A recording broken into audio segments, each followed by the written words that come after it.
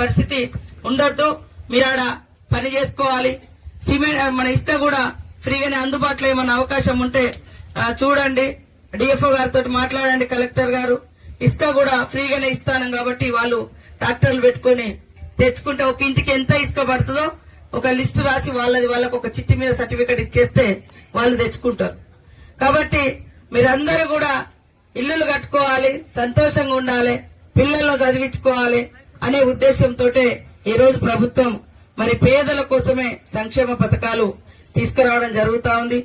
మరి ఇన్ని రోజులు మనం సన్న బియ్యం కొనుక్కోవాలంటే అందరికి పత్రాలు ఇవ్వడం జరుగుతుంది. ఇల్లు ఇవాళ రానటువంటి వాళ్ళు, రేపు రానటువంటి వాళ్ళు బాధపడకని చెప్పండి. అందరికి ఇచ్చే బాధ్యత మాది.